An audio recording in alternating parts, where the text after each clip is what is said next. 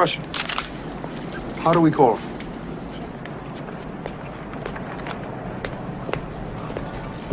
He gave us a signal.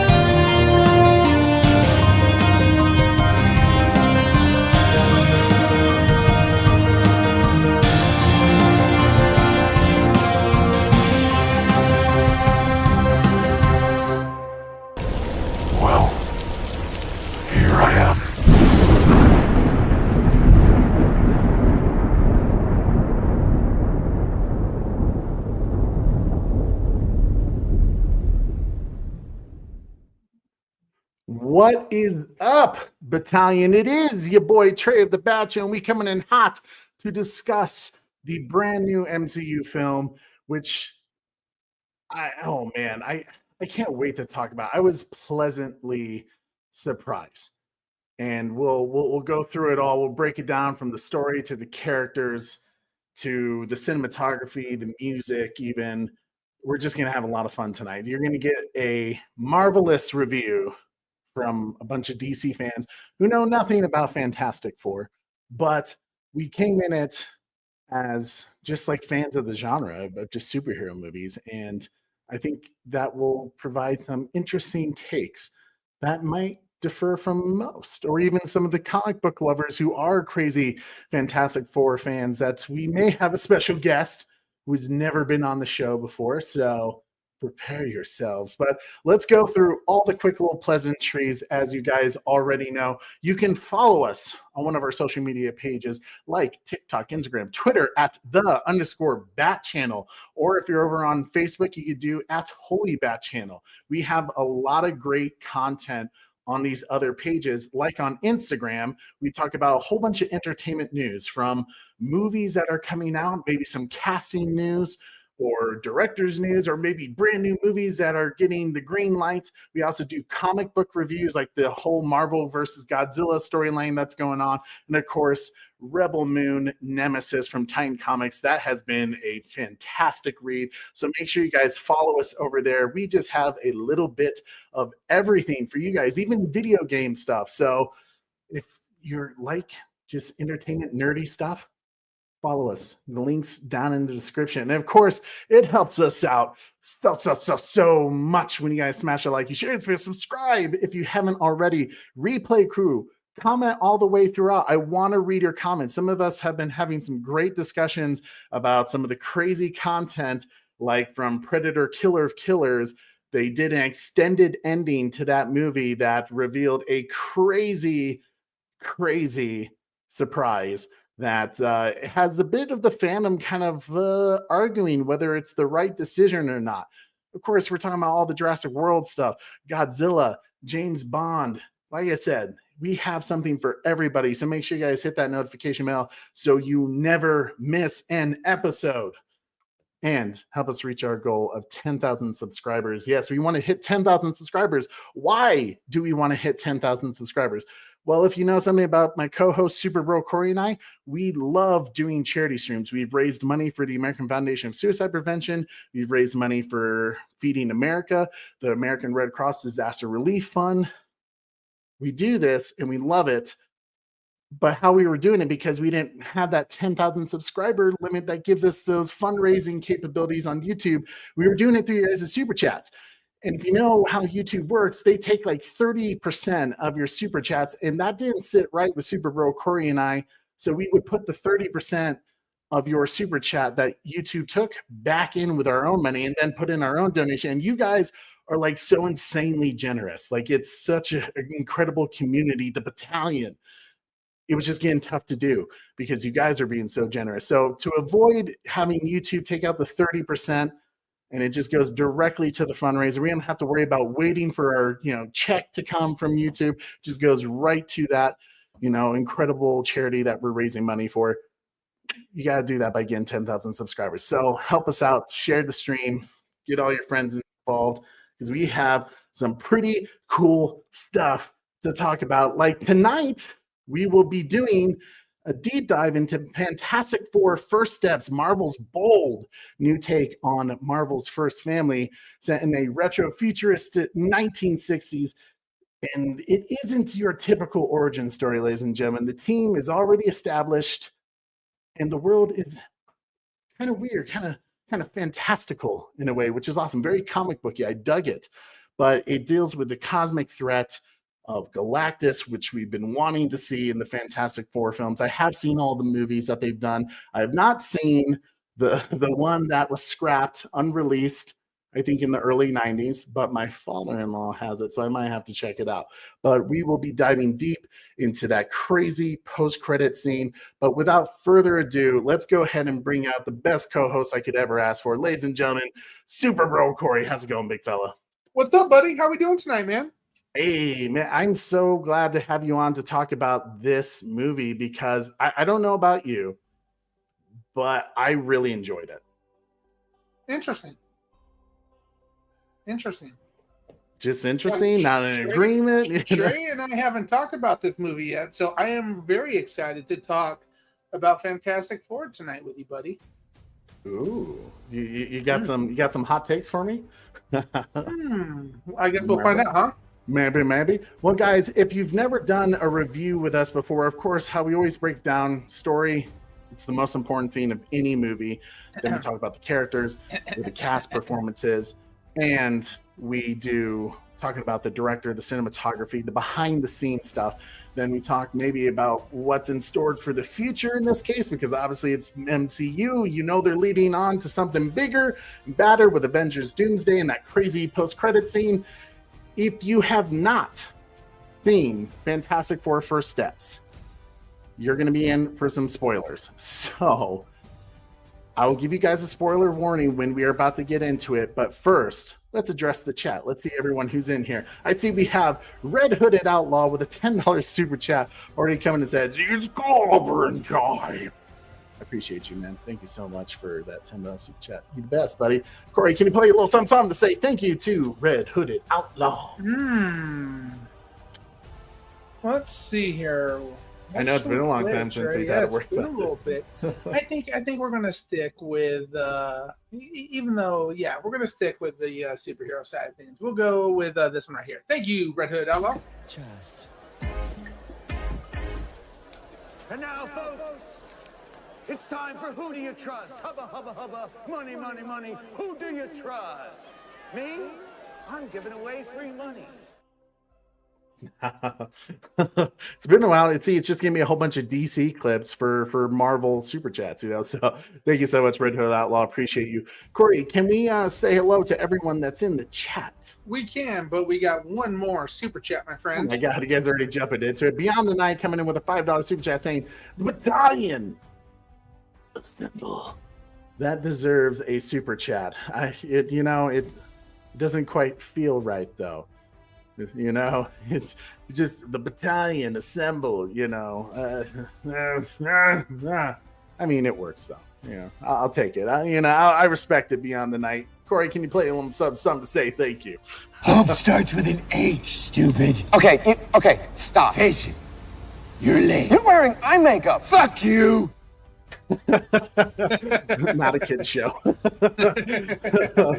Oh my God. Thank you so much, Beyond the Night. I appreciate it. Yeah, man, but we got a lot of people in here tonight, my friend. We got 9 Lives in Hell here, The Batman Who Laughs, Restore the Snyderverse Guy, Dean Classified Monarch Eyes Only, Batman's Thoughts, Red Robin, Stocks Bulletins, Atomic Kaiju 1954, Akil Lee, Red Hood Outlaw with the awesome super chat, Oracle Clock Tower, Joker's Wild. We have Kaiju Crazy Craig, Roland, Dark Jurassic, Dark Star Killer Unleashed, King Donkey Kong is here, Clever Girl 86, Nine Lives in Hell here. Good soldiers follow Order 66, reporting for duty. Beyond the Night, of course, Sergeant Giratina, Trevor H. Coming in hot with that duh as well. He hit that duh too. We have Dean Classified, Bat Fanatic, I think we said. Going down the list. I saw, yeah, there we go. Necron. Saw Necron in the chat. What's up, Necron? Always good to see you, pal. My man, it's good to see you, bro. We got people filing in left and right. We got Taladia Plays in the chat as well. What's up, Taladia? Taladia! He said, hey, Trey, Corey, and I hope you are both well. I can't wait to hear your review of F4. Not F1, F4. It's the third sequel to the Brad Pitt movie. I'm just kidding. That would be funny if they did it that way. You know, the F1, F2, F3. Yeah, no, I can't. Taladia, it's good to see you, brother. Hope you've been well as well. But yeah, man, we have some crazy stuff to talk about with this movie, and I'm so excited. It's great to have everyone here with the battalion hanging out with us. So I'm preparing you guys now. If you have not seen Fantastic Four, this is your spoiler warning. Cue it up. We both clicked at the same time. It's not just a signal. It's a warning. Can you tell we're so out of it? You and I, like, I'm used to you not being in the background, helping out with the shows. It's all part of the fun, guys. We've just been doing recorded videos lately, so doing live stream, you get a little dusty a bit, just like Fantastic Four, and needing a good movie of that franchise. No, man. Let's talk about the story real quick, Super Bro. I'm always skeptical when anytime you're reintroducing a group of characters, or in this case, a team of superheroes into a universe that has already been well established. I always feel like you kind of have to start us off from square one. I think sometimes it's important to see the origin story so that way it takes you back to that place. Like, to me, it's important to see Bruce Wayne's parents die because you understand why he's on the mission that he is on. It's important to know why Superman, leaves Krypton. However, with that being said, for some reason, this just worked for me in Fantastic Four. The fact, and maybe it's how they went about it, where it didn't feel like it was rushed. It didn't feel like I was missing information. They start us right off in this new universe, 828, which is a cool little Easter egg, if you guys didn't know, for Jack Kirby, one of the fathers of Marvel. It's his birthday, August 28th, so it was cool to see them kind of bring that in to show a little homage to the great Jack Kirby. But to have it as this retro, futuristic Tomorrowland setting where you're getting this kind of a Merv Griffin style lounge chair show that's like introducing your characters because they're doing like an interview. Look at our, world's famous heroes saving the day. To me, it brought a sense of innocence and kind of just that childlike comic book wonder that just made it so great, especially with the fact that those characters did originate from the 1960s, and to really just play along with those tones. Corey, what did you personally think? Were you bothered at all that it kind of threw you into the middle of these characters? Us not being huge Fantastic Four fans and knowing their origin story, did you feel like you were missing out on something that you needed to see how they got their powers? Or maybe your previous experience from the earlier films that came out in the early 2000s with like Jessica Alba, was that enough for you to kind of like, okay, I know about what happened? No, I was actually totally okay with it. I think they did a pretty good recap of everything that was going on in their lives and everything like that, the build up to where they were. So the origin story, this is like one of the first times where I thought like they did just a really good job of kind of recapping everything. And I thought the way that they handled it with kind of the, the ABC, Ed Sullivan style, takedown of it was a great play on the era being in the 60s there, which had some cool undertones as well, especially since that's when the Fantastic Four comic came out, Trey, right? 1961, I believe, and 65 is when a major villain pops up as well. So it's I did some research, Trey. Apparently you did. You're supposed to be a DC fan who knows nothing. I appreciate you showing up, Corey. You're showing me up a little bit. You're like, Batman, I'm coming in hot on you. And you know what? I respect the game. Exactly, Trey. So yeah, 1961 was when the Fantastic Four was brought out, I believe. You guys who are hardcore Marvel fans, you guys can correct me if I'm wrong. And then 65 is and also kind of a cool part of that what they did in the comics and who they reveal as the big bad, which we'll be talking about later. Yeah, I thought they did a great job. I liked how they kind of brought us right into it. It didn't feel too rushed to me, but it felt good.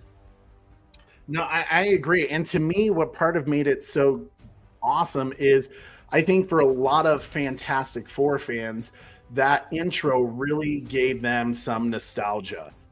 Some famous characters showing up that are even kind of on the fantastical side. It almost felt like, for me, like a whimsical kind of beginning of the Adam West Batman series, where you kind of get those silly characters like Mole Man, and the Red Ghost is, engineered apes that he had. I thought that was just a kind of a cool way to kind of show these characters. They've been superheroes for a while. They're loved by the people. And honestly, what it kind of gave me the same impact of is knowing our father, who was a child of the 60s, and the whole love of space and the space race. The fact that they really added that element, like back then in the 60s, astronauts were heroes. They were superheroes. They were larger than life. And I mean, nowadays, we go up to space all the time. It's really not that big of a deal unless if you're stranded for a very long time. And even still, they weren't that big of a deal. Right? It was old news. It was a different time for sure. Yeah. And sorry, go ahead. Go for it. And I wanted to mention one thing before you completely move on from the intro portion. I think the way they incorporated a lot of Easter eggs in there was really cool too. Like seeing the kind of the iconic cartoon television show, which like there was things about their opening that I was like, oh, was that really a Fantastic Four cartoon show like that way back then? And sure enough, that was some of the things that they did back then. So it was cool to see that. But I completely agree with you, Trey, on the space race side of things. I'll let you continue with that before I jump in on that. Oh no, I just loved that. I loved that it really did have that essence of the brilliant minds of putting together. Obviously Reed Richards putting together the team to go up into space, and to me, to have all those scenes, kind of this compilation of their journey over the last 4 years. It worked much better than what I've heard with Superman, where we do 300 years, metahumans show up, 30 months, this shows up, 3 days, Superman gets his ass kicked. Like, to me, that was kind of a cop-out because it was text, rather than here you're getting to experience. What's up, Ash? Ash has already given a 7 out of 10. Okay. 7. I mean, that's a solid score, nonetheless. Bat Dan. Good to see you, brother. Corey, you wanted to go a little bit further into the kind of the space race stuff, right? Absolutely. I think it did well for me because when I was a little kid, guys, I'm still into space quite a bit. So, I was in the young astronaut clubs when I was a kid, and absolutely fell in love with it. So I thought it was really cool to see the whole spacey vibes, that 1960s space race, trying to get into space. It was just really well done, and by doing that, it definitely gave me like Star Trek-y vibes as well. 1960s Star Trek-y vibes. Immediately was taking me back to like good feelings of Seeing Gene Kranz in person with you, Trey. Yeah. Over at And the Buzz Flat of the and- Rockies, and everything like that. So it was just like giving me all these vibes of my like childhood and being in love with space and everything like that, right from the get go. So they did like El Necron said. He said, I think it was Necron that said it. Yeah. He says the opening recap was so good. That's how you do it. And I completely agree. Yeah, and to me, and I think where this movie hit really, well, first let me address Oracle Clock Tower's $10 super chat. Oracle, you're the best, seriously.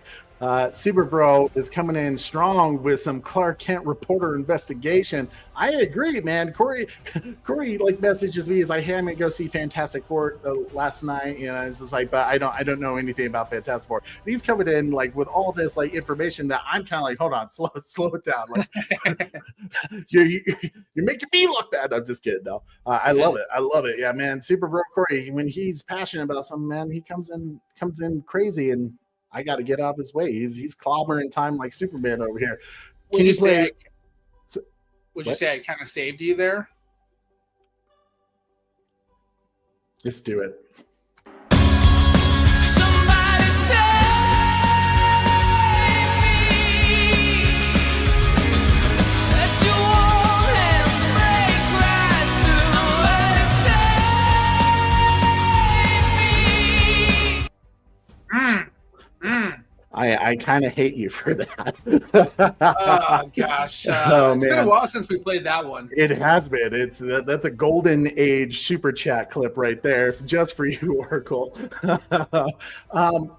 One thing I think that really kind of hit home with me about this movie that I think maybe it wouldn't have affected me as much if I didn't go through it, but the fact that I am a brand new parent, just had our daughter back in April. And experiencing not just April, Trey. There's a big 3 months ago. 3 months ago. Yeah. Literally, Diana's 3 months old today. And here I am doing a live stream. That's how much you guys mean to me. But to me, seeing the fears that go on with Reed Richards and Sue Storm as a couple, and like this new adventure they're about to be on, while it's exciting times, there is a little bit of that, oh my god, what's our lives going to be like? And I could connect with that on an emotional level that really, it hit hard. This whole movie, in terms of the idea of family, being parents, really just kind of, it was so powerful that I think, without seeing the backstory of these characters, of how they met, how they became friends, you could immediately get the connection and the chemistry between all those characters and kind of their comfort towards each other. You got backstory without seeing it, because you saw how they were able to react with, Reed and Sue becoming parents, how Ben Grimm was able to pick up on subtle details that he was able to, already be like, hey, are you pregnant?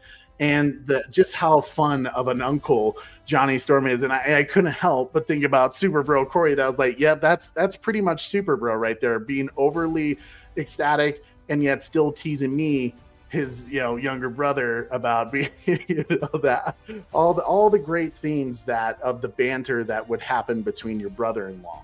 So I just think that alone, with the core element of family, that was such a powerful piece, to where another thing that works for this movie is the fact that it doesn't throw in so many characters. Really, the Fantastic Four, they're at the forefront.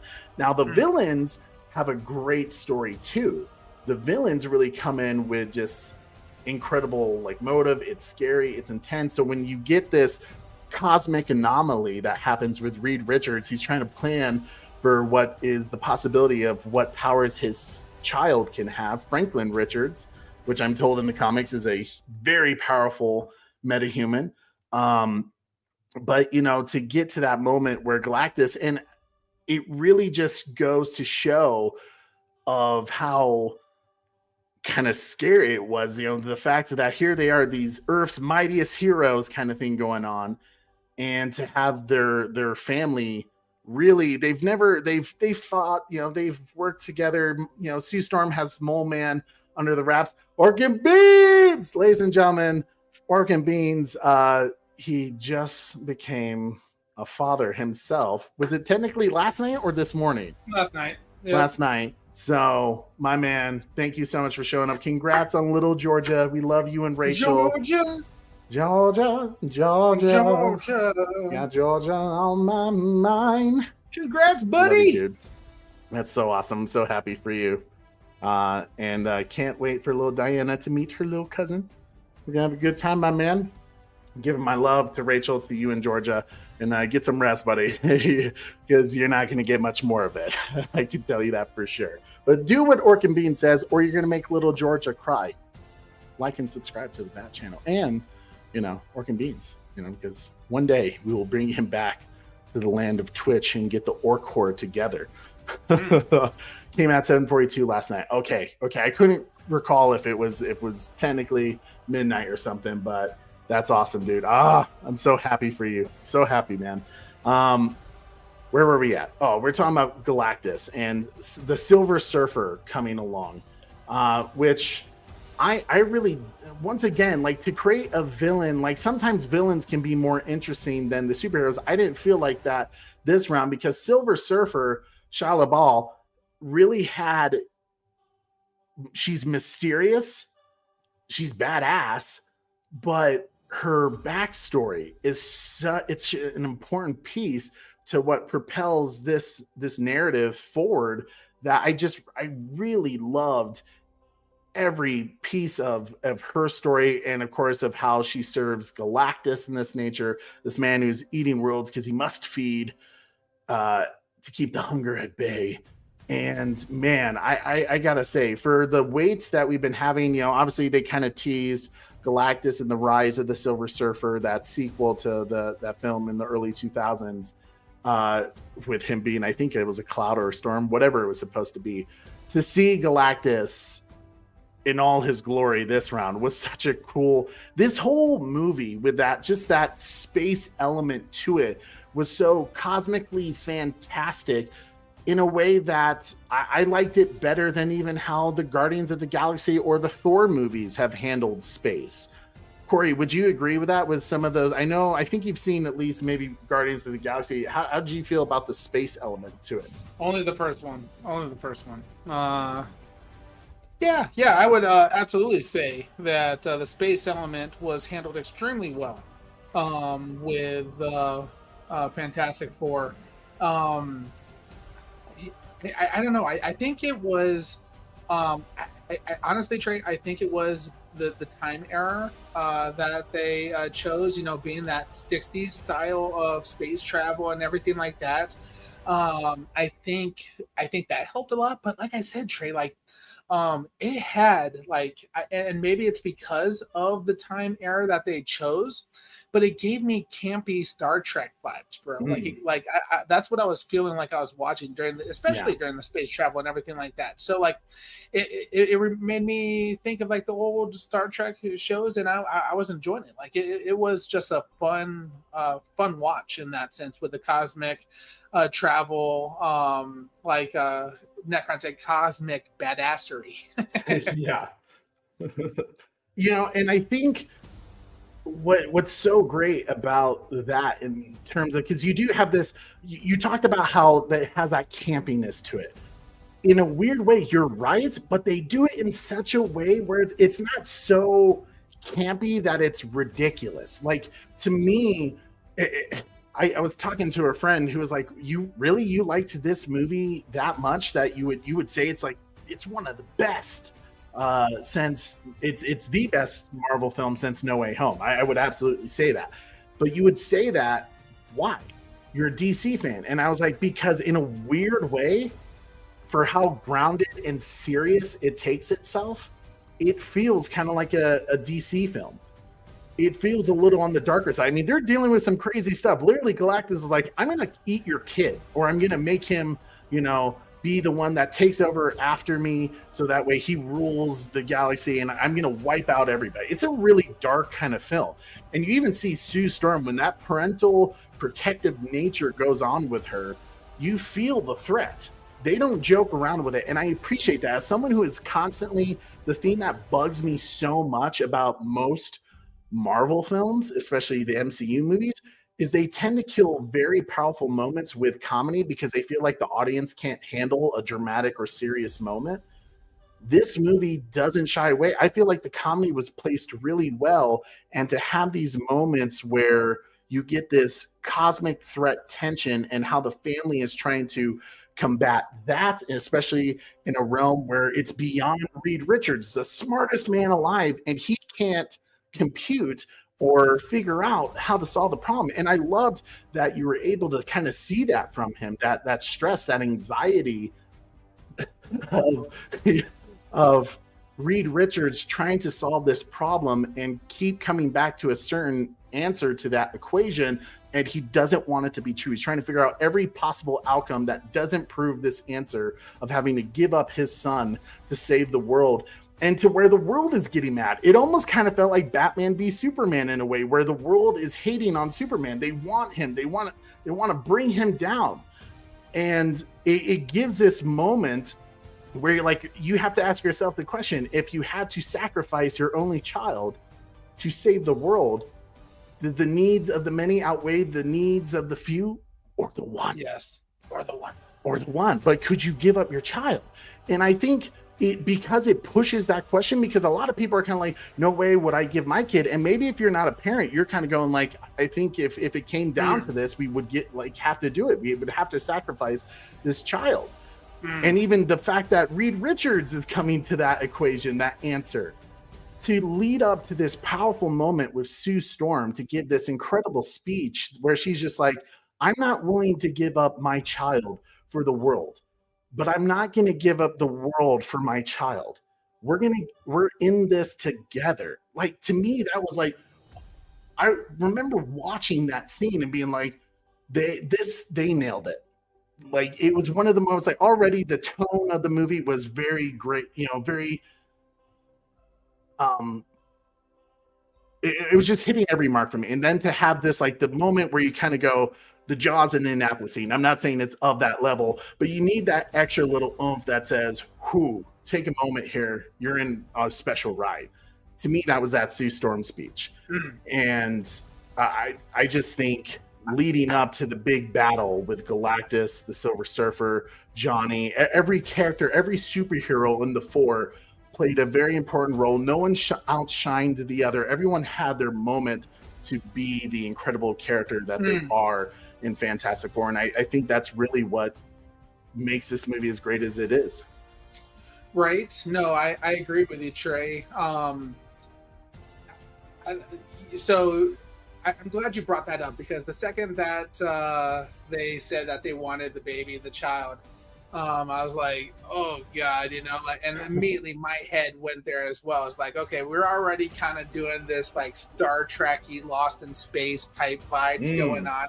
And then immediately we dive right into like the heat of it all with, you better give me this baby and I'll spare your world. And immediately my head, goes to like, oh man, the need of the many outweigh the needs of the few, or the one. So the one. But what if it's that one thing you can't give up? So you, without a doubt, wouldn't give up? Would I give up Diana? Mm-hmm. Here you go, Diana, when you're watching 20 years from now. Would I give up Diana? When she's screaming and whining at me, maybe. No, just kidding. No, hell no. I absolutely could not give up Diana. But you would be in that same situation where, like, Reed Richards, but big fella, it enters your mind. No, I like that. That was one thing that I was like completely against right away. Like I was like, oh no, there's no way in hell that's going to be going down like that. So, like how I see it is like, come for one of us, come for all of us, like that's how I see it. Nobody gets left behind in that sense, even in the sense of the needs of the many outweigh the needs of the few or the one. That's where I disagree. So I straight up loved her speech. It was just Sea Storm just killed it, right? Like she absolutely just crushed it, and I agree. I loved that speech so much that she wasn't going to sacrifice the world for you. So it was like, damn, man, like I think the other thing that I thought was really cool about the Fantastic Four is like immediately they get back to Earth, and I think another key moment that like just really impressed me with the Fantastic Four was Reed Richards, bro. He gets up, yeah, we didn't prepare, a statement and everything like that, and he's talking to the press, and I hate the press, so it's like, oh gosh, like what are you gonna say? Are you gonna? I was like, is he gonna tell him? Like I wouldn't. Trey, so I guess let me ask you that. Oh. Would you tell him? If you're Reed Richards, would you tell him, hey, yeah, the cost was too much? Oh well, what do they want? Are you telling them they wanted the kid? As a, I don't know. I feel like people could see right through the bullshit that if you did try to lie, especially Reed Richards, who's known for his honesty. Like, I honestly, as a parent, I probably would have lied to the public. Yeah, absolutely. So that way we don't even entertain that idea. Yes, but it would almost be, in a way, I think the fact that Reed Richards doesn't do that. Yes. It is the reason why you love him as a hero, because it was a moment, right? Like it could have been a very gray character at that moment. Yes. And in a way, he still was a gray character because he's so intellectually smart, cerebral, that he couldn't help but enter into the equation. If I give up my child, will I save the earth? He couldn't close that off. And that's why I thought his character was complex in a way. But this is why I wanted to bring that up, because not only did that do everything that you said it did, but I think it also helped reinforce the beginning portion and the background and the story arc of these characters, because Reed Richards is smart enough, truthful enough, and respectful enough, and truth, hope, justice, and the American way, embracing all the key factors, that he told the press the truth, which to me just shows how well the Fantastic Four group has integrated into this Earth 828 that clearly doesn't have any other superheroes. There's no Avengers or anything like that. It's just them to defend. They do recognize that they hold that weight. Yes, they hold that weight, and I think that just explained how much their past goes as well. So in those 4 years of them becoming the Fantastic Four, that they were already just a huge asset to this world. And the fact that he was truthful and honest was like, man, what he immediately was like, okay, yeah, I'm following that dude. That guy's smart. But then, like you said again, when Sue Storm did that mother, speech as well, that was just so beautiful. And I think it helped propel her story arc as well, because I know in the past she's and especially I've heard in the comics, she's typically not not that big of a hero in the comics, and our guest is going to have to tell us a little bit more about that. But it wasn't until much later when she started to really develop her powers and everything like that, because before I heard like it's like a lot of just like minor roles in the sense of the Fantastic Four universe. So it's cool to see that she's a game changer, and one of the best speeches I've seen in a while in a superhero movie. I would agree with that. I usually think not the leader.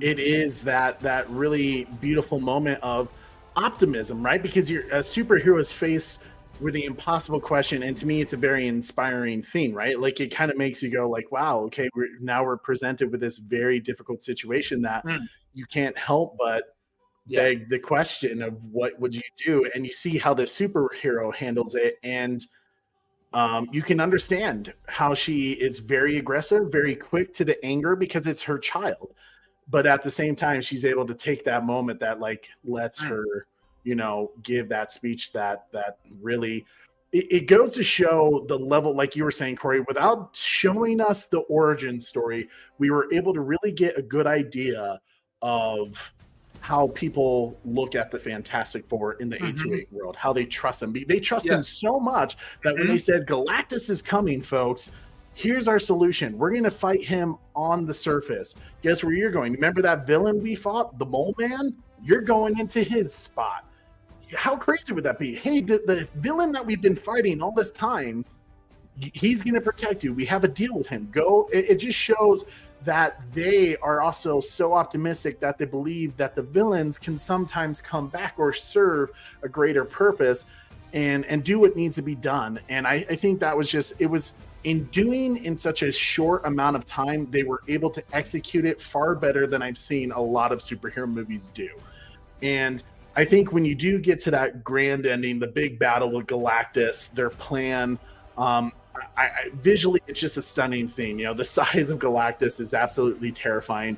The moment, more importantly, with Johnny Storm and Silver Surfer, where he is able to kind of crack the code and shows that in the same situation, this other superhero was given the choice that our Fantastic Four family has been pushed into, and here they are now. You know, they're in this situation, and Silver Surfer, she chose to give up, you know, her humanity to be basically his drone, his hunter, his seeker for the other worlds to protect it. But in doing so, she lost her humanity to give up all these worlds and to beg that question, like, hey, like, have you sacrificed enough? Was it worth it? Was it worth to know that your planet that you saved, you've killed all these other ones, you know? And I think that's what's those parallels that they were able to do with the reflections of all these characters was such a brilliant way to really handle this kind of this ethical question of that, what we were talking about with Star Trek, you know, the needs of the many.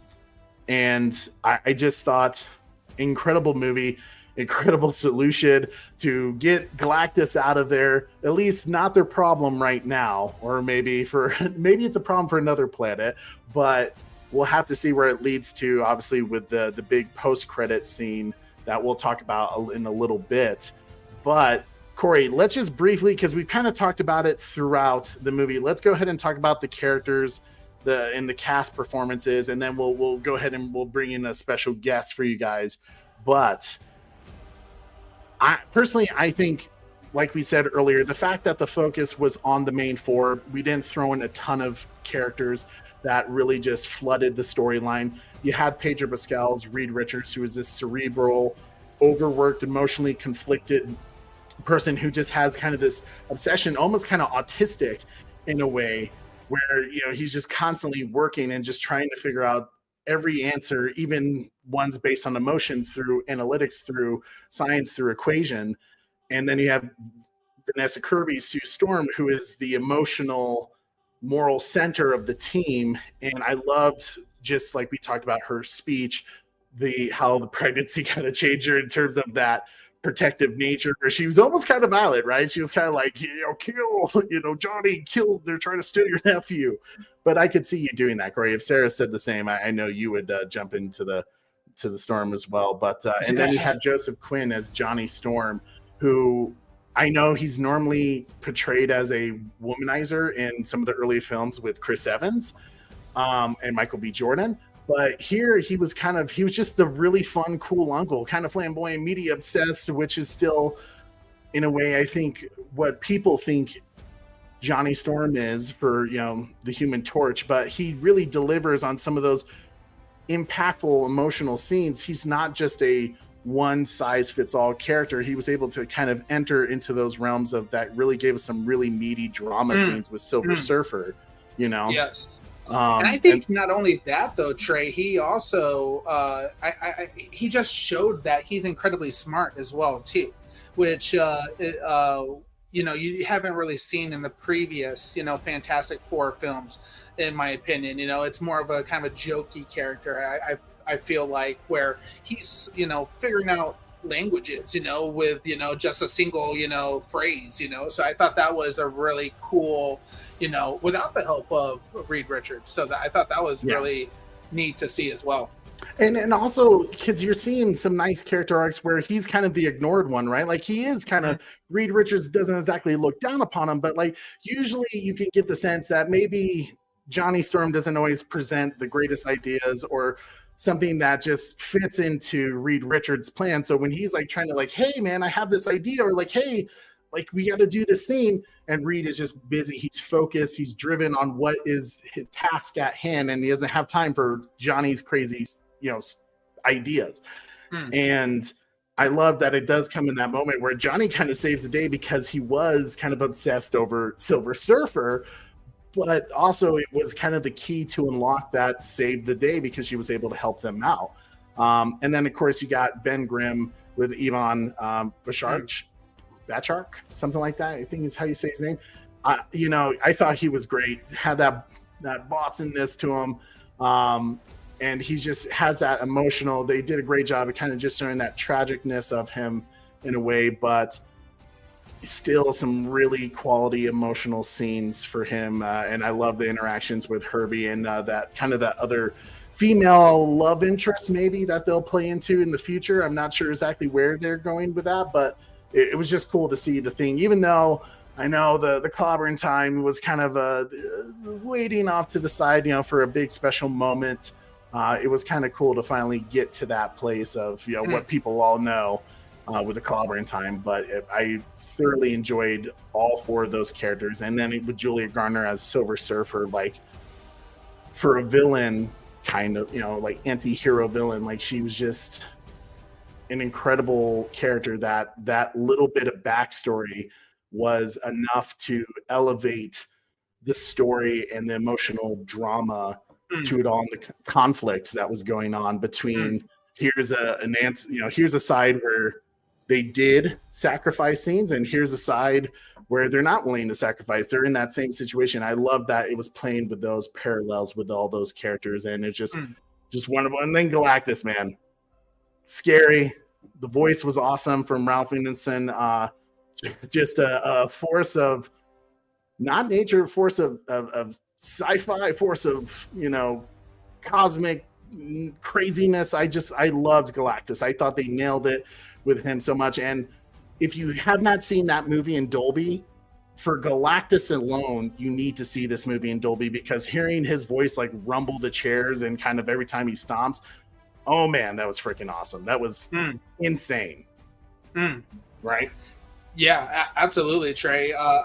I would agree with your assessment on all the characters as well. I think the biggest thing that really caught my eye with the characters is, one, they all were great characters, well casted. I think that the biggest thing that I probably loved the most about the Fantastic Four characters was everybody was important to the group. Everybody played a huge role for their group, and everybody, really contributed, so it gave me, Zack Snyder's Justice League, vibe, where every character was a valuable member of the team. It wasn't, just, a certain Justice League where, Superman's, just crushing it all by himself. It was everybody's playing in. But I think the other thing that was cool too was I think they did a really good job with Reed Richards. That his main superpower was that he's incredibly smart. He can stretch and everything like that, but I think they even made his stretching look probably the coolest I've seen. It wasn't like, I feel like in previous Fantastic Four movies they make the stretching thing kind of a joke there.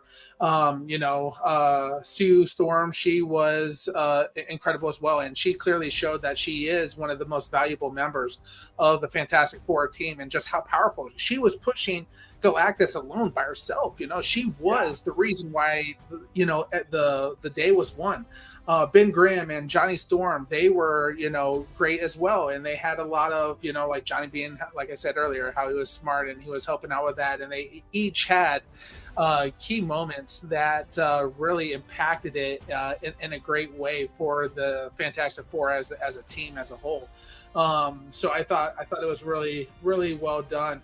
Silver Surfer was super cool and super fun to see. I know there's been some controversy with Silver Surfer and such like that, which okay, and then Galactus.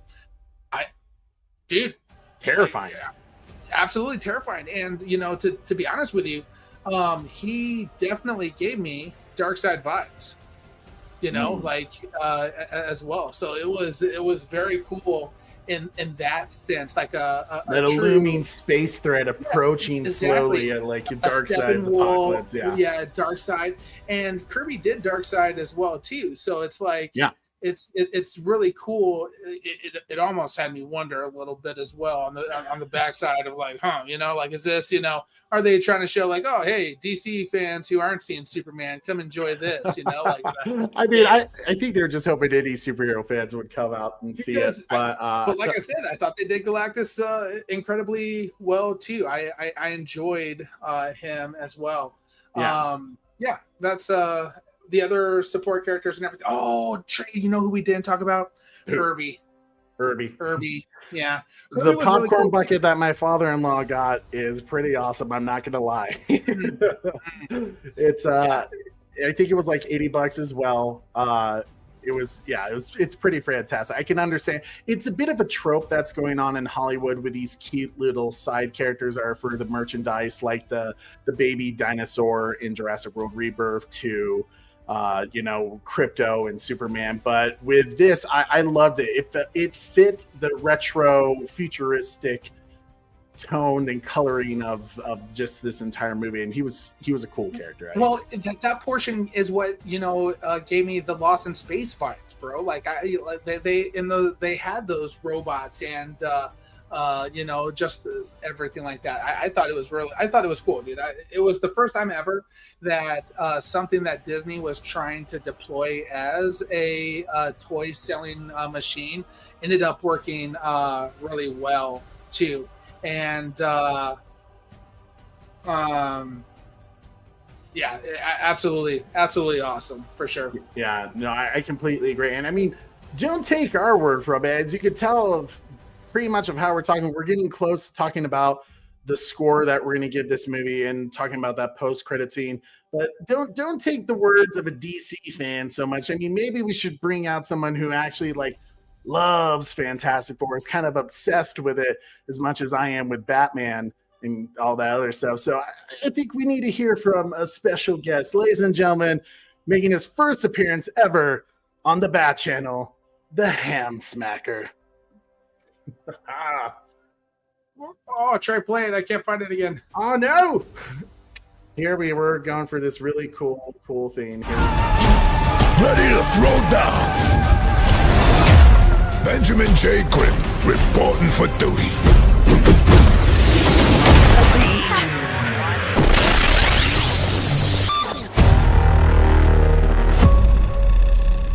It's clobbering time.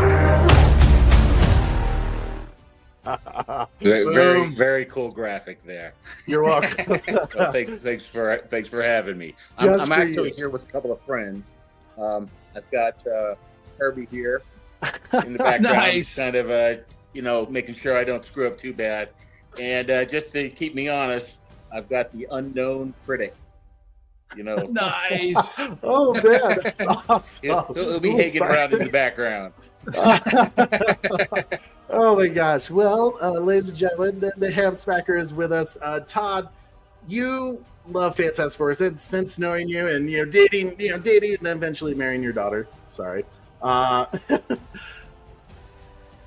Everything I see as I'm downstairs in your basement here and as all the merch you have just with you right there, you're the biggest Fantastic Four fan I've ever met. That's a great point, because I think we should reiterate, those are not Trey's comments back there. All those Fantastic Four. 1% of what you get to see of his incredible man cave down here. But as seeing this Fantastic Four, you and I did that quick out of theater reaction. You said 5th time's a charm. Yeah, I've been disappointed so many times. Going all the way back to 1978, where the Herbie character was introduced in the cartoons, and and despised him for that. I mean, oh my God, how dare you replace the Human Torch with this stupid little robot? But I think he was utilized very well in the movie. He was retconned in the comics, and he John Byrne kind of introduced him, ironically in a Galactus story. Okay. He kind of was in the background. He didn't talk or anything. He just kind of was the helper. He watched over Frank. There's been many iterations of Kirby, different designs throughout the comics. But we're here to talk about the movie. No, I appreciate that insight, because as someone who really knows the comics and like looking at this movie, I mean, every movie is going to take their creative liberties, but what was it about this movie compared to the others that you could confidently say, like, this was it? This was the best Fantastic Four film yet? You know, a lot of the fans will say that Corman's version, as bad as it is, was true as the characters and everything, and to the point where some of the things that really don't work in modern society were displayed. The age difference between Reed and Sue, the fact that they were kids in a boarding house while Ben and Reed went to college. That was very much canon in the comics until later when it was retconned. It's kind of creepy. But again, I think that's a lot of the Fantastic Four fans will point to things like that as it making it the most truest form to the comics. The big launch by Fox, those I didn't think they were horrible, but they missed the mark in a lot of ways. I don't think the people that made it really understood the characters, really understood the dynamics, like Matt Shackman has shown. I mean, he clearly is a fan and really understands the source material. A lot of the things that like the nitpick about the straying from the comics and stuff like that are really just that. I mean, it's hard to adapt. Like, for example, the original Galactus story that this largely based on. There's so many things about that on the screen would just come off as hokey. The solution being the Watcher Uatu sending Johnny Storm on a little quest to get a MacGuffin that gets rid of Galactus. It just wouldn't play today. Some of the it's portrayed as kind of a Tomorrowland utopia society where everything is really optimistic. They talk about 60s optimism, but it really wasn't. And the Fantastic Four, in the comics through the 60s and 70s tackled some of the social issues of the time. Okay. That's why, not to get too much off track, but that's why Jack Kirby and Stan Lee introduced the Black Panther. They wanted a strong black character that wasn't a stereotype to kind of be, to change the face of comics, in the 60s and reflect what was going on with the civil rights movement and stuff like that. But anyway, again, going back to the movie, I thought it was near perfect. Near perfect. That makes me happy. So I do have to ask, because some of the things that I've been seeing on social media is some of the issues they've been having is they think Reed Richards was kind of nerfed a little bit. And I did see, that one scene with Galactus kind of stretching him apart. You would think that doesn't bug Reed Richards, but watching that, do you look at that as, okay, like that's a nitpick, like maybe not? No, I think it totally is a nitpick. I think Corey said it best, where, Reed Richards' power is his brain. It's even in the comics. I mean, most of the time he uses his stretching powers is to reach for stuff, and they really showcase that part of it. There was actually a 12, 18 issue arc in the 70s where he loses his powers completely, and yet doesn't skip a beat. It's just keeps on going. Yeah. And that was build up to the 200th issue. I've heard that too. I mean, I think they could have. He uses his stretching power mostly to swing around buildings like Spider-Man. Okay, so basically, like we kind of saw with the movie, he didn't really use it as a weapon, but more to get around.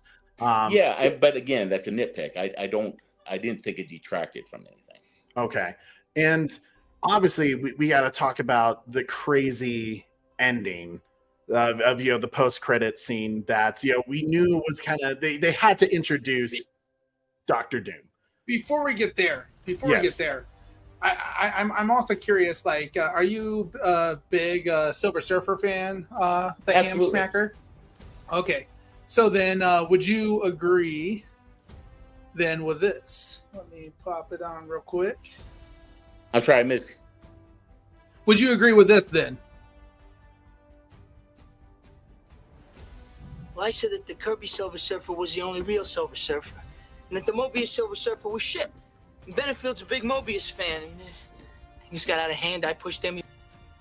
I remember when that movie came out, and I laughed my ass off. I thought it was, it was the 2 issues of Mobius comics. I still have them that were interesting, but it was just Mobius doing Mobius things,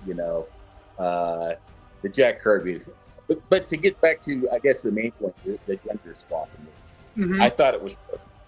Mm-hmm. The fact that I had no problem accepting that Shala Ball in this universe was a Silver Surfer, and Mhm. in fact, it made a lot more sense because Sure. if you go back to the rise of the Silver Surfer, and especially the comics, Silver Surfer's only motivation for betraying Galactus and getting into the fight was he connected with humanity, and in the rise of the Silver Surfer, it was Sue Storm that he connected with, and in the comics it was Alicia Masters. This grasping his humanity, but he still took Galactus to a bunch of different planets to destroy. So what was so big about this? That scene with her on the beach with her kid, and sacrificing herself to save her and everybody else, struck. And you saw that in the moment where Galactus says, "I've come from your child," and that's the straw that broke the camel's back. So to me, it was a much more compelling reason for Nice. the Silver Surfer in this movie to betray Galactus. That's awesome to hear, because I agree with you, Ham Smacker. I actually really enjoyed Silver Surfer. I don't know too much about her other than that she does have played both sides as well. So when I was hearing a lot of people kind of give the Silver Surfer some heat, I was curious about Marvel's take on Silver Surfer. I enjoyed what we saw from the Silver Surfer. Trey, what about you? No, I loved Julie Garner's Silver Surfer. Like it really, like Todd said, her story and how they utilized it in this film was really kind of the underlying theme of like we talked about, that parallel that I see Nine Lives says, where she made the decision that our heroes are trying desperately not to. So she's dealing with those consequences. She's become the very thing that she hates. And that's like a beautiful storytelling to show that tiny bit of redemption. Is she redeemable by saving this one planet and stopping Galactus? And it pushes your characters to, in a way, see the mirror, see the reflection, but the reflection's a little nastier, a little monstrous compared to what you would think. And I think that's why, agreeing with Todd, like her story just worked out so well. It didn't really bug me that it was a different type of Silver Surfer. Exactly. And like you said, and like Nine Lives said here, the parallel was perfect. We saw in her world what happens when you give up your, child to Galactus. So it was cool. Like, there's no question with what Galactus is planning to do with the child as well. So I thought it was, I enjoyed her story quite a bit in this movie. I agree. So I agree. So to get to the Doom scene, because I think seeing it, I would say maybe the post-credit or mid-credit scene was a little lackluster. Like, we were kind of hoping for a little more. It was kind of a quick glimpse of what's to come. But you being a fan of the comics, especially of Marvel, and knowing what Franklin Richards is capable of their son, can you give us like some insight about maybe what direction they're going with Dr. Doom and what interest he has in Franklin? Well, I think they're adapting the secret storyline. It's not a thing. They are. I mean, that's been made clear. And in that, Franklin has a very important part. Although at this point, I mean, I'm not really sure. The relationship with Franklin and Doom in the comics was more the mystical side. Dr. Doom is one where he's Reed Richards' equal, but he's also a magic user, for lack of a better word, a sorcerer, akin to Doctor Strange. Not at that level, of course, but he dabbles, and he's always seen Franklin Richards as a catalyst to help him, break into the netherworld with his mother, who's in hell. Anyway, I think I lost it there a little bit. I think in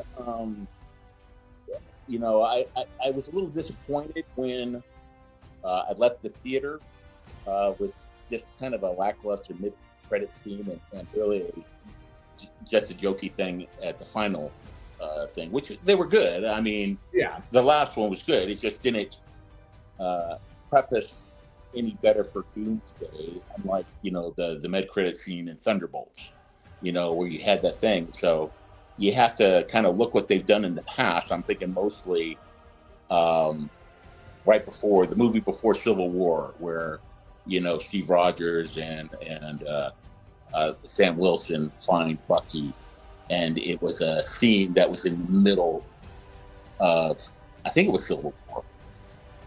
I might be remembering that wrong. So I think that scene from the Thunderbolts at the end of the Thunderbolts is going to show up probably at the end of Act 1 in Doomsday.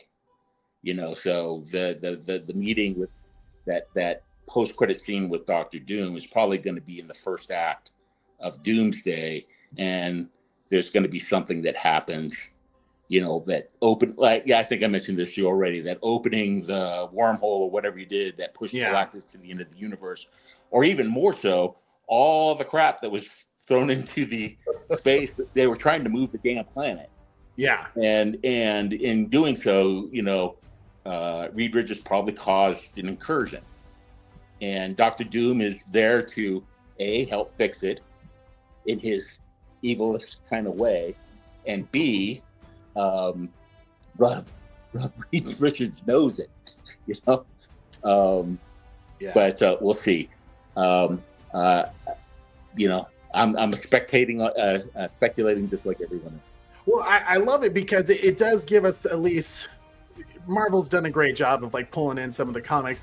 I think if there's one thing, as you said, this is a near perfect movie. Is there a part where it doesn't really land for me? It was this mid-credit scene, but I think that's just been the issue with this particular Phase 5 of the MCU, where they just haven't done a great job building up to the Avengers level event. Yeah, but it's the sidestepping they had to do, the Jonathan Major thing, all that stuff. It's hard to say. I'll tell you my one thing, and again, I think this is more nitpick, but it's really the thing that I kind of had to cock my eye and go, really? But if they did it the way I think it logically should have played out, it would have been a short movie. But the whole idea that Galactus, there was a lot of speculating early on that Galactus came to Earth for Franklin Richards, but that wasn't the case. It was them going out there, and then he was already on his way to Earth, and then they came out, and he's like, "Oh, what's that? I need that." So it wasn't his motivation for going to Earth. He was just doing his feeding, just like in the comics, the other Fantastic Four movie. And in that sense, there was no real motivation for him to take the kid then.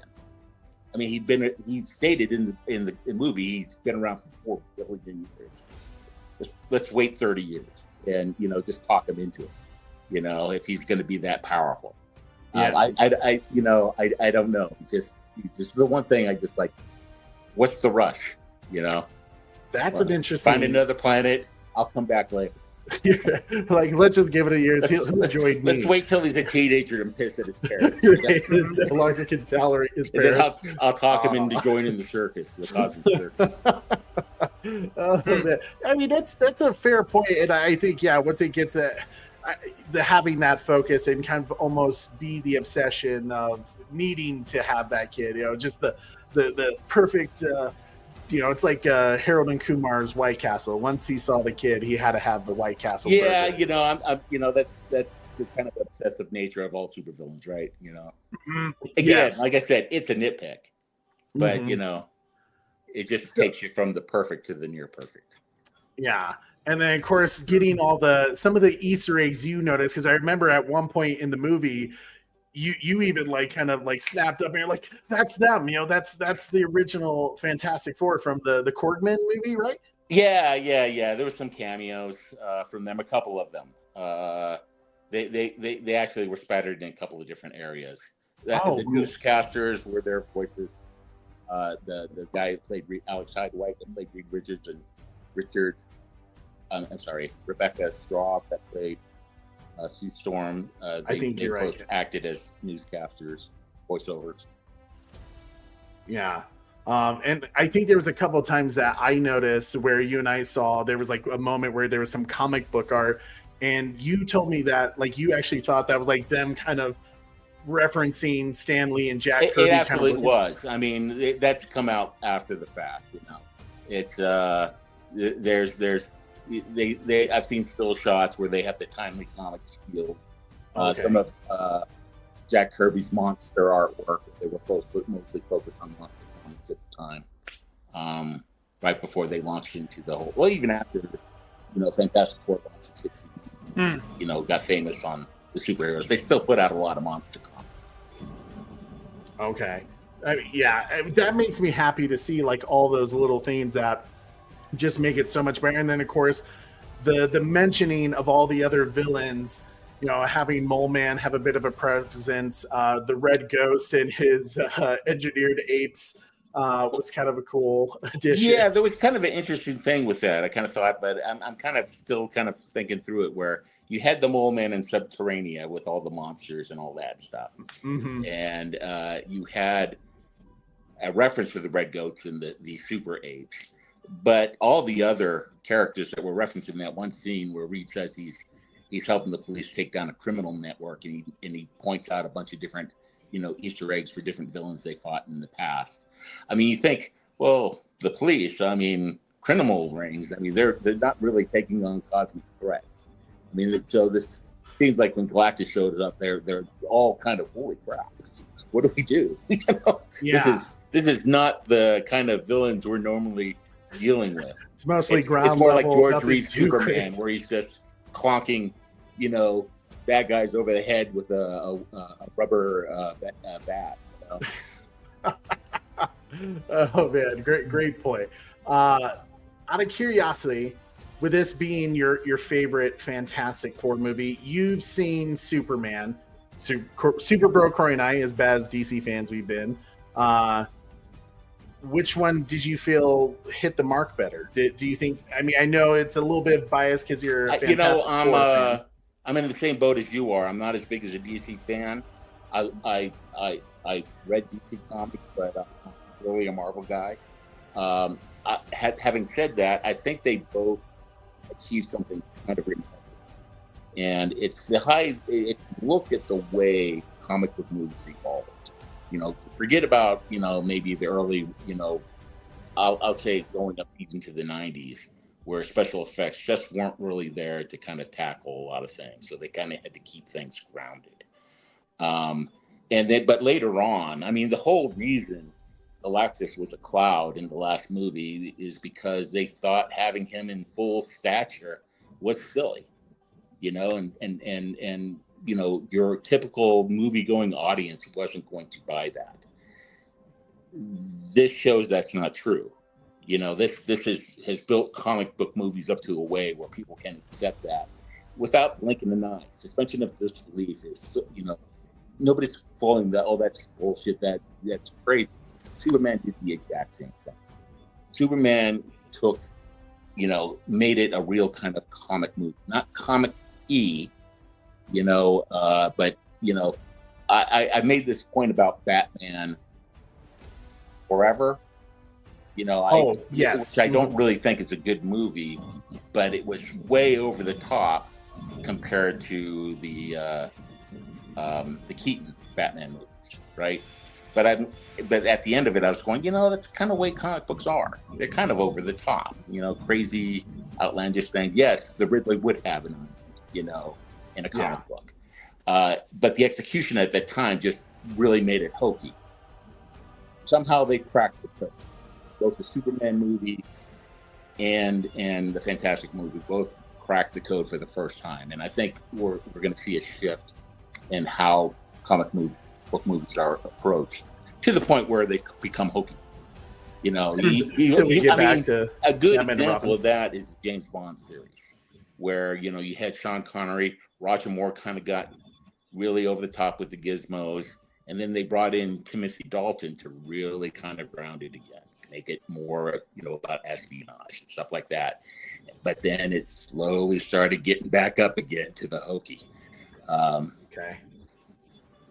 With kind of like with Pierce Brosnan doing his interesting. Okay, that's a great point, and honestly, I could see that kind of becoming a thing, because they do kind of have to switch it up and try some tonally different things. Otherwise, you are going to get that superhero fatigue that everyone's kind of talking about right now. If you had to score this, we always score things on the Bat Channel. Hold up. Before we get to scoring into side of things, Trevor H with a super chat, $5 super chat, said, just want to say this is a kick-ass discussion with the ham smacker. Thanks, Trevor H. Well, thanks.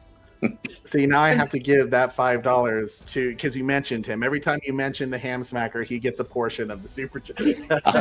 I'll take payment in donuts. That can be done, or a couple of episodes of Rick and Morty if we're good. Corey, can you play Trevor H a little sometime to say thank you? I feel like since we mentioned his name, this is what it has to be. Then he had us. Shot. Now you want to get nuts? Come on, let's get nuts. Come on, let's get nuts. I think I do have a few questions for the ham smacker, Trey. 1961 is when the first, Fantastic Four comics start to come out. I think the movie did a real good job about being like, oh yeah, and then like 4 or 5 years later, now we're running into this issue with Galactus, which was kind of cool because Galactus came out 1965, 1966 in the comics, something along those lines. Do you think, as far as the Galactus backstory, did Galactus do the comic book justice in this movie? I guess is what I'm trying to say. No, absolutely. Yeah. So, but there's something to say about that. I mean, if you read the original story arc and even the other follow-on things in the 60s, Galactus is just a big villain, right? I think it was in the Thor comics where he's kind of described as the force of nature. Right? Okay. More than anything else, and later on, he's kind of brought in every time as the big bad, but it kind of got silly after a while. Like, how many times is going to come back and try to eat Earth? But later on, I think they cracked the code on him too in the comics. I mean, he really became this entity that, holy crap, he's much bigger than anything anybody can imagine. I think John Byrne did a really, there's this storyline called The Trial of Reed Richards, because the superheroes all came together and saved Galactus and sent him all the way, and then he goes eats the scroll homeward, and Reed Richards is put on trial for that, and they have to kind of explain why Galactus is necessary in the bigger scheme. He's not evil; he's fulfilling a purpose. That's what I kind of heard, right? He has to consume these planets to keep balance to something like that. Yeah, I don't know whether to go with that in the movies. Okay. I don't know if I have enough background to really explain it well with the comics. There's this idea that he's cleaning house, for the Celestials or stuff like that, where it's not that he needs to feed on planets that have intelligent technological life. It's anything that any planet that has life, even if it's just forests and So really, Thanos just needed to wait on Galactus to kind of clean house for us. Yeah. Galactus actually was already doing the job. Man, just lack of patience. Freaking Thanos. Corey, what else did you have for the Ham Smacker? I just lost it, Trey. Uh-oh. Yeah. So see what happened when you get too crazy in the discussion. What would you score? We always do 0 out of 10, 10 being the best. What would you give Fantastic Four for steps? Me? Yeah. 8.5. Can I go halfsies? Oh, I mean, that's solid score. And you know what? Ham Smacker came in. He knew no rookie scores. We don't do whole numbers here. I appreciate that. Respect. That's an 8.5 from the Ham Smacker. All right. I think a lot of it just comes to just being burned too many times before. That's finally, holy crap. It could have been half as good as a movie, and I still would have been, still get it. Well, that's an interesting point. Like, give us an example. Like, to you, what is the best MCU movie currently?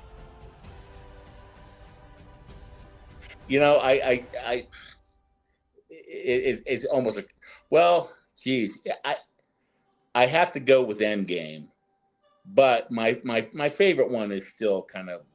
I love the Winter Soldier. Oh, those first Avenger and Winter Soldier together, I think, kind of even back to back are just incredible movies. So hopefully the Russo brothers will do us right with taking over. Nail Doomsday. This next arc. Yeah, I think they definitely have an intense challenge at hand because of the lack of setup that they had with the first, what they call it, the Infinity Saga, I think is that one. So, I mean, I think it'd be difficult, but I think if there's anyone that could do it, it would be them. I'm just curious to see where they go with this RDJ as Doctor Doom, which for you being a big Doctor Doom person, the audience has never heard you talk about this, but what's your thoughts on that? Like, how do you feel that they're bringing back Robert Downey Jr. to be Doctor Doom? Do you think that's the right decision? I think it was a marketing decision. I think it was, we need to bring somebody big, that everybody likes. I'll reserve judgment. They're not. I'm not going to change anybody's mind. It's happened. Right. Mm-hmm. So I saw one interview where the Russo brothers and Robert Downey Jr. I forget what the context of what YouTube channel it was, but they were talking about the story, and the story was so compelling. The Russo brothers, it was what brought the Russo brothers back, and part of it was the fact that Robert Downey Jr. was playing Dr. Doom. So they've got something in mind. I just, for the life of me, can't figure out what it is. And it was kind of interesting that going back to that mid-credit scene where, Dr. Doom, Matt Shackman, actually, I saw recently confirmed that was actually Robert Downey Jr. in that costume, even though they didn't show his face. But they had Franklin reaching into his towel, you can assume touching his face. So I'm wondering if they're going to have a quick scene that shows him horribly scarred, and Franklin Ridge is going to use his cosmic powers to kind of make his face right again. So I don't know. I mean, he did it with the Thing.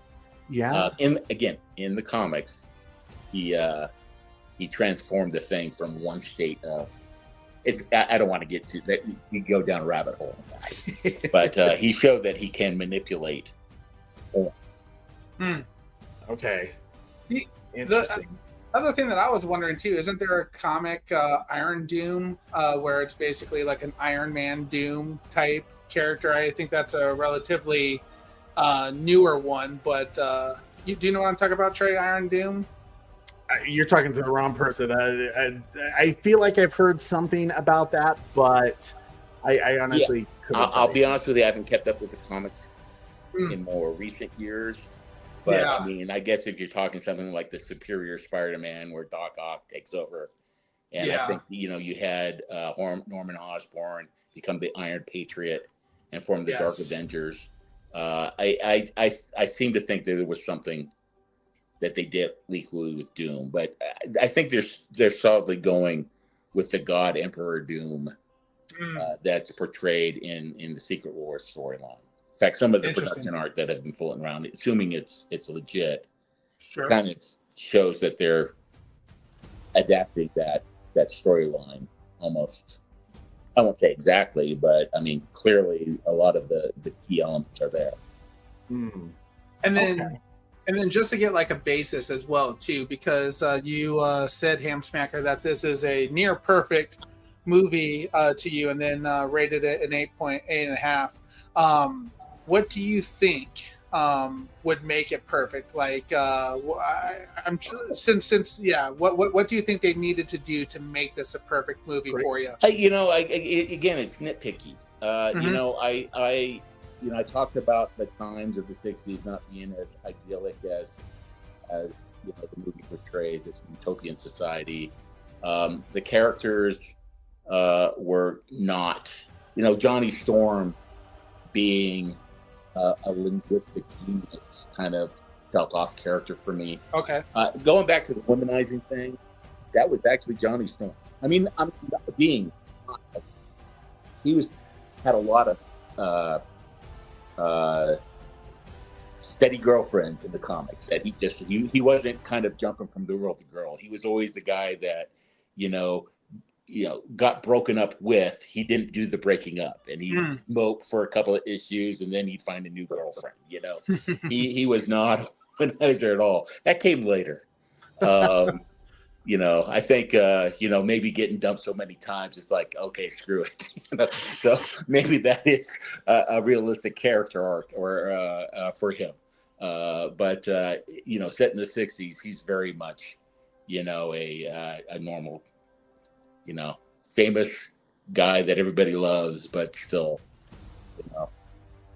has girl problems. Like Peter Parker was, Peter Parker, his famous luck with women in the '60s was on par with Johnny Storm. That's why they were kind of good friends, Okay. In the comics. Okay. Do you ever see a world where, I mean, I know we'll probably get it in Doomsday, but do you ever see, like, with this new era that they're going into the MCU, that they would maybe do kind of a Spider-Man Fantastic Four team up like they did in the I'd love to comics? see it. I know. I'd rather see just a solo Spider-Man story with just Storm. I don't think you need the entire Fantastic Four in that. That's too big stakes. Then a lot of if you look, I think we talked about this before. I think it had something to do with the contract that Marvel had with Sony, that to make him grounded in the MCU, each Spider-Man movie he had to be teamed up with an MCU character. First movie it was Iron Man. Second movie it was Nick Fury. Third movie it was Doctor Strange. So to see him, if they continue, I don't know if they'll continue to do that or need to continue to do that now that the Sony situation is the way it is. But, you have to have a Spider-Man movie that's focused on Spider-Man and have a supporting character. That would be cool. But I like that. 8.5 is a solid score, especially from you being a big Fantastic Four fan. Corey, now you've heard Todd. Before we get there, I do have one more question. You figured it out. Yeah, I remember what I was going to ask earlier. Obviously, we see that wonderful wall that Trey is sitting in front of. Looks like a lot of big Fantastic Four comics. What is your favorite Fantastic Four comic if you have to put a favorite Fantastic Four comic as the top choice?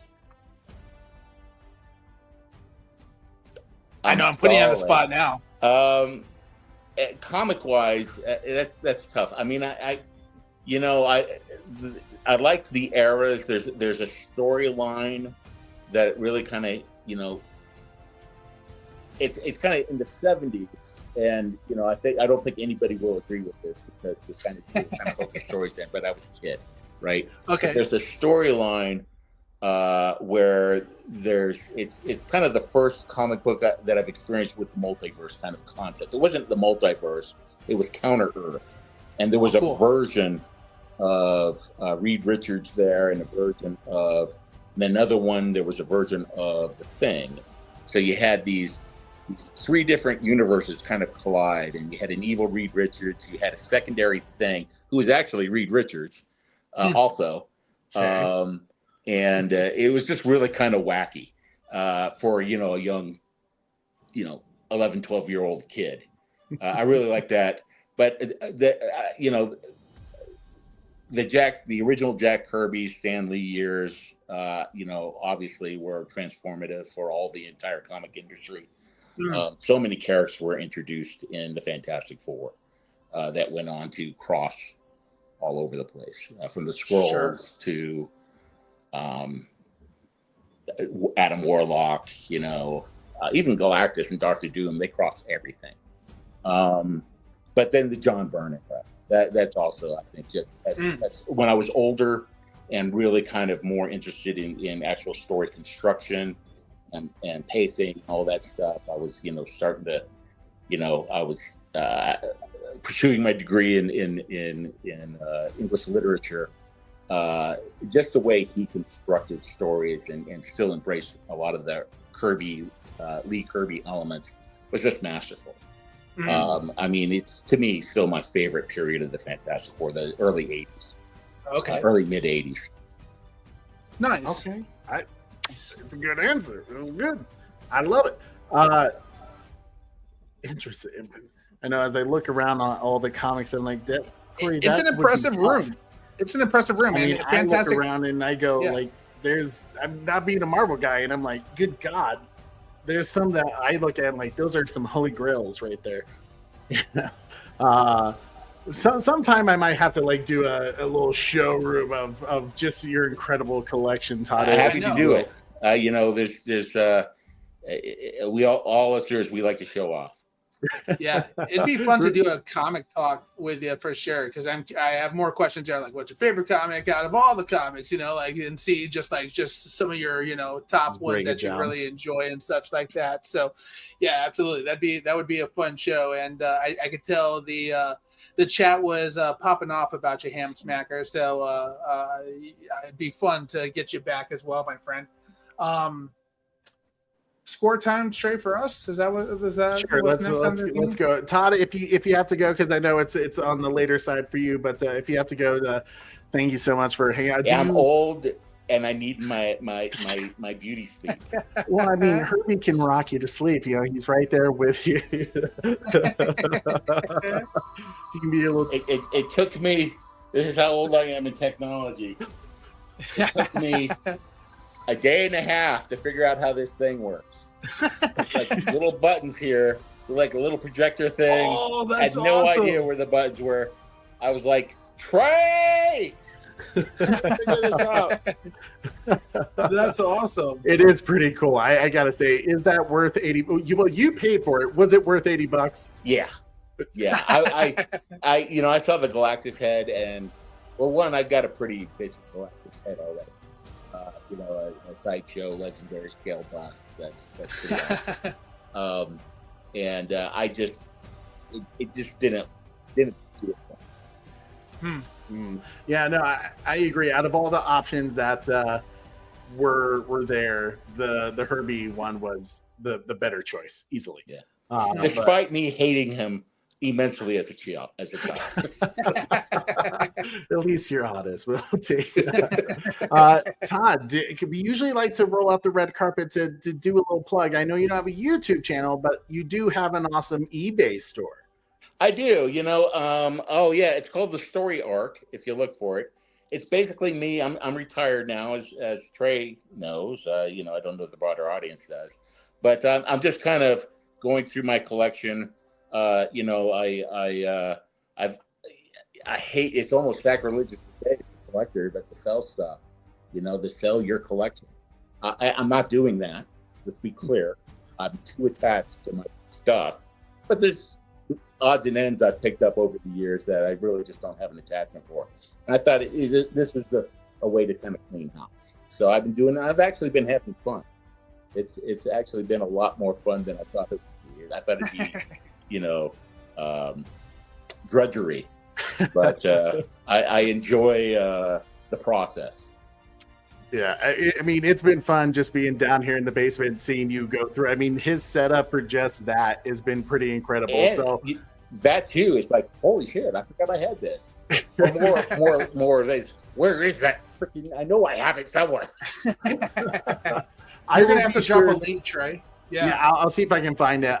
But I'll be sure to also replay crew if you're watching this and you want to check about all the cool collections that Todd has on his eBay story, Story Arc. I will have a link in the description down below for you guys to check out because there's some really cool stuff there. But it's Smacker. Thank you so much for hanging out with us tonight, man. I appreciate you, love you, and hopefully we'll have to do this again with all the comics. So. The unknown critic wants to sign off by saying, Corbin lives, Roger Corbin lives. See you next time. Have a good night, buddy. Have a good night. Oh, that's awesome. Oh, you got to take me off this. I don't know how. So, all right. Bye. You had to show. We'll see. Have a good one, Todd. Oh, he's man. out. I gotta say, it's so great to have the Ham Smacker with us finally on the show. Awesome, First man. appearance right there. There you go. So you heard from the Fantastic Four fan himself that it was the best Fantastic Four movie, and it gets an 8.5, which we've always said anything above an 8, we're talking about a damn good movie, Yes. And I think that's just evident to, I mean, yes, for the MCU being at a low point at this moment, I don't believe there is a superhero fatigue quite yet. I think there will be, but if you make a good story first, which I think this movie was, I think it was a great story. I think the director, Matt, did an incredible job hitting some of those tonally, those themes that we saw with the cinematography, hitting that 60s kind of futuristic retro space race kind of vibe to it. The seriousness they took, the nice comedic deliveries that didn't take away from the movie like I have issues with, and just overall the performances of the actors, the chemistry. It was a fantastic movie. So if I had to give about it music as well, that music was great as well. Okay, so as a big music fan, you guys know I always have to address this real quick. Michael Giacchino, who is an incredible composer, he's done things like Star Trek. He did the Batman movies. He's done some of the Jurassic World movies. Just incredible. To me, what really makes a good music score, and sometimes I give Marvel a lot of credit at this because there's moments where I think they could do a better job. It's really honing in on your theme and kind of teasing it throughout to have these really epic moments to create a musical language throughout. And the fact that you can hear the background of this music and Fantastic Four, it's campy, but it worked. It's epic, it's cinematic, and they didn't shy away from it. They really just honed in and beat that to death almost, and it worked. Now I can hum it. In fact, I have been humming it. Todd's probably been annoyed with me as I've been in the basement playing the music going, dun, dun, dun, dun, dun. So to me, this whole film just worked. As I told people in our out of theater reaction, I think it's the best MCU film since No Way Home, which you know how I felt about No Way Home. No Way Home was awesome. Yeah. Part of me was like, I'm going to give it a 9 in that area. So you already know where I'm at.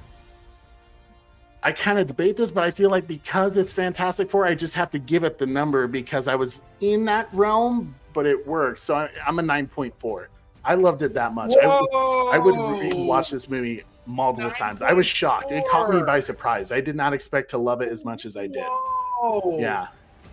Dang, dude. Yeah. How you feeling, bro? Dude, absolutely, man. That's a great score from Trey. That's impressive. So, you know how I kind of go about rating movies. I always try to think what would I change or what would I do differently. And this was a film that was interesting to me in the sense that I don't really know much about Fantastic Four. So that's why it was so great to have the Ham Smacker on. and kind of give us that feedback, that inside knowledge that we don't necessarily know about. I thought visual styles was fantastic. It gave me that, silver age of comics vibes, that 1960s feels was great. It gave me the space race vibes and everything like that. I thought the chemistry between the characters and their performances were really good as well. It was fun. It was exciting in that sense. I thought they all played an extremely impressive role, and they were all, it was the Fantastic Four. It wasn't just Fantastic One, Fantastic Two. They all played a great role, which, we see in movies like the Justice League, for example. They can quickly fall into, okay, these are our favorites, we're going to focus on them more than anybody else. And I think they did a good job of sharing the screen amongst all the Fantastic Four. I thought the tone was cool. I didn't necessarily mind some of this utopia vibes in Earth 828 because, maybe Reed Richards, made it. He's, smart enough to live in this world. Did JFK actually die, get assassinated in this world? It brought me up a lot of questions that I had about this Earth 828, which allowed me to play into the vibes of, I'm okay with what they're telling me. We got some kaiju action with Galactus showing up, dude. He was super badass. Just like, dude, that shot of where it was like his helmet and he's like coming up out of the ocean and over the city. Just dude, that looks so amazing. And then, like, what did he call us? Like bugs or something? Like, something hilarious like that too. Like smart little bugs, I think is what he said. It was impressive. I really enjoyed this film, so I don't have really any complaints about this film. There's not much that I can change really than anything. I think the only thing that may drop my score just slightly is just because the Fantastic Four is and it's a Marvel movie. It's not into my realm of like favorite characters to watch and everything. But I had a fantastic time watching this. So, man, I've been struggling. I've been teetering back and forth between it all. Will I watch this movie again? Absolutely. Will it become in the repertoire of Marvel films that I watch? Absolutely. I put it up there. I think your stretch of No Way Home, best movie since No Way Home, is a stretch there. I did love Deadpool and Wolverine, so there is that's that. Fair. So I know you had some issues there, but Deadpool, Wolverine still better, You gave that an insane score. I think you were 9.5 and up somewhere. I think that was a 10. Did I? I don't even remember that. I was pretty high up on that score. I loved No Way Home as well too. I think I think you're right, Trey. It is up there with No Way Home. I think I'm giving it a 9.1. It made it into the 9s. Mm-hmm.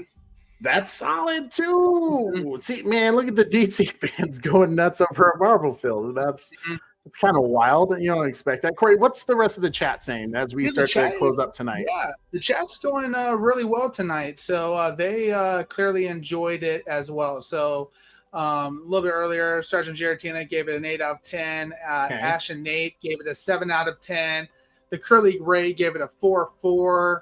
Kaiju Crazy Craig Rowland gave it an 8.8. Dark Jurassic gave it a 9.2. I love this score. Dark Star Killer Unleashed, cool. 8.28.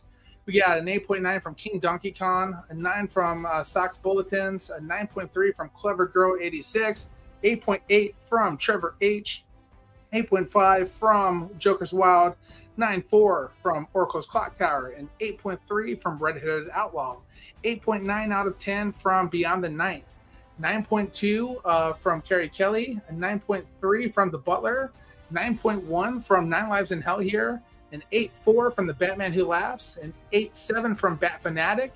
Fred Alien gave it a 9.6, a 9.2 from hashtag Restore the Snyderverse Guy. Dean Classified gave it an 8.7. So let me see if I missed anybody. If I did, I'm sorry. Yeah. And like Necron said earlier, it was kind of the more Snyderverse-y, dark Marvel-y, vibes. It kind of goes to a dark place. I mean, literally, they're talking about taking and kidnapping, stealing a kid, and like wiping out an entire world. Yes, the politics were great in it all and everything like that. In the sense, like what did he do? Should we give up this kid? No, we're gonna have an awesome speech from the mom. It was almost reminded me of the Dark Knight scene where the Joker pits the people together, and you're not sure if they're going to turn on each other. Yes, absolutely. And like Sox said it earlier, or was it? It was either Sox or Necron that mentioned, or somebody mentioned. Mikey had mentioned. Marvel films were going to get a little bit darker as well. Yeah. So I thought it was done really, really well. I think the other thing too, I liked Doom showing up a little bit as well. Now that they've kind of opened up that rift and everything like that, there, who knows what is going to be what happened. And to me, again, it was cool seeing this utopia, this world of like, oh, we're all going to work together. It gave those, those vibes of how things were back then. Like World War II. They had kids doing their parts. I'm doing my part. I'm doing my part. Everybody was, for each other, and that was the good neighbor kind of thing. It was the good neighbor vibes and everything like that all over again. With me in space, so it hit a lot of areas that I truly enjoyed. So I had a fun time with this one. So well done. Man, it is a job well done for the entire cast. The director, obviously Matt Shakman, who did WandaVision. And he clearly has a real eye for kind of those time period films or, type of content. And like we talked about earlier, the space race, the kind of the innocent vibes to it, the neighborliness, the fact of the parenting, becoming new parents, the fear that comes with that nature, and seeing, even the ending scene where it's kind of comical of them trying to put the scene together in the car. I was literally thinking about you and me when we first had little Diana, and you and I are trying to figure that shit out. Yes.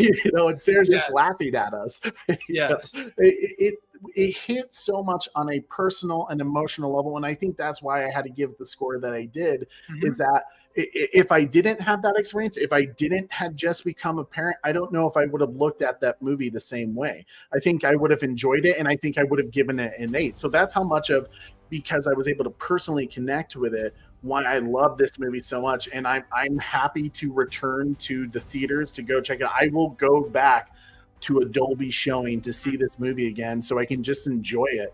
And now that the surprise is gone with it, but like just to really kind of just be in the moment, enjoying it, not so much watching as a content creator and critiquing it. But I think we're definitely not giving Diana up. That's for sure. She with you? I thought she was with you.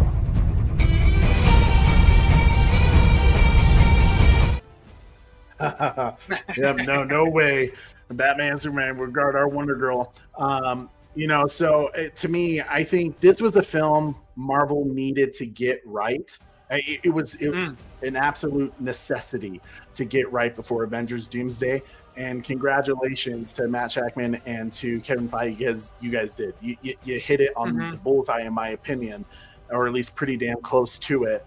And I wasn't excited for Avengers Doomsday. Now I am. Like, I'm excited to see these characters return in however way they do and what they do with the Marvel Universe. I'm more excited for the MCU than I am the DCU at the moment. So, and that's like crazy talk. So, and like we said, partly because this film felt more, even though it was fantastical at times, it did not shy away from the seriousness, the dark side of what they were dealing with. They didn't crack a joke in the middle of it that took away from it because we were afraid to make the audience scared or, afraid of something. They really hit it head on, and I appreciate that so much. And Marvel, please, for the love of God, don't lose that, because I think this is how you get a great film like Fantastic Four, which I will honestly say, I was thinking about it, out of all the MCU films that have come out that I've been super critical of, a lot of them I wouldn't give the time of day to watch ever again.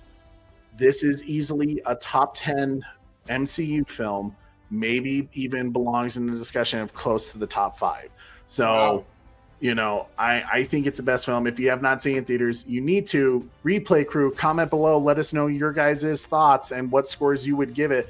I'm really curious to hear. Corey, can we Return of the Spider-Man channel? Return of the Spider-Man channel? I don't know.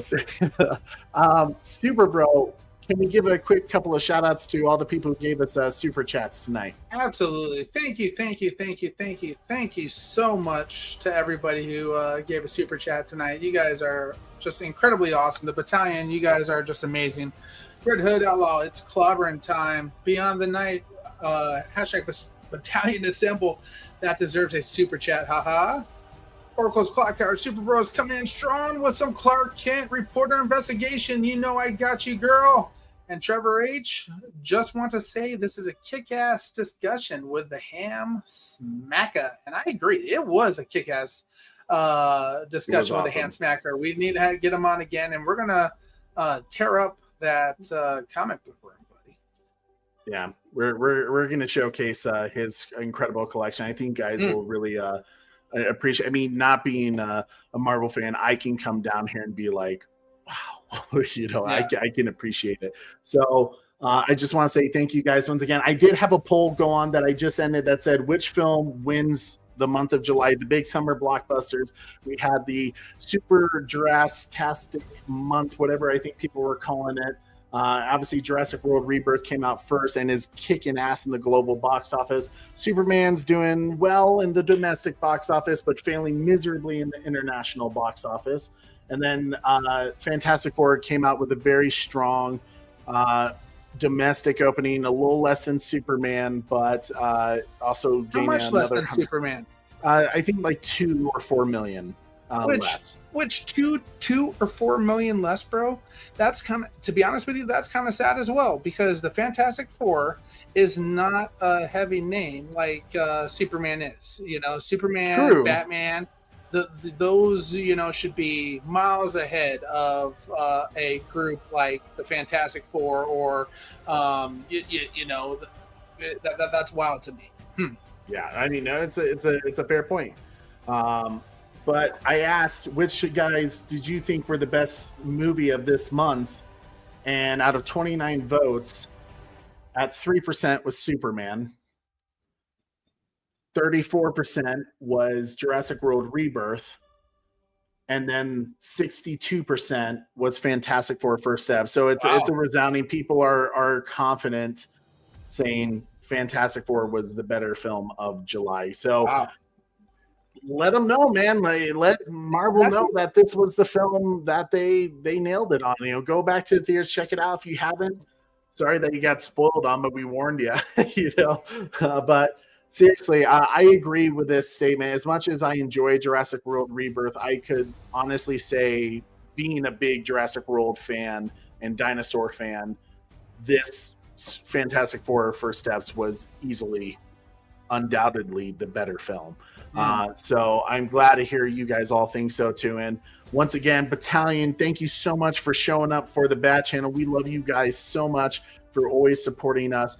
And you can continue to help supporting us by doing the simplest, easiest things that don't even require a super chat. You can do it by smashing that like, sharing this video, leaving a comment because that kicks it into the YouTube algorithm, and of course, subscribing. Help us get to 10,000 subscribers so we can do more charity streams. We want to do that if we could get that by the end of the year, but really our end of the year goal is to be at 5K. If we can do that, that would be awesome. But share the stream, make sure to tag us at all of our social media posts, and hit that notification bell so you never miss an episode. And I am your host, Trey, with Super Pro Corey. And don't forget to tune in weekly. Same fantastic time. Same fan-bat-tastic channel. I think that worked. Oh, that worked. Yeah, we'll take it. Have a great night, guys. We'll see you later. Bye.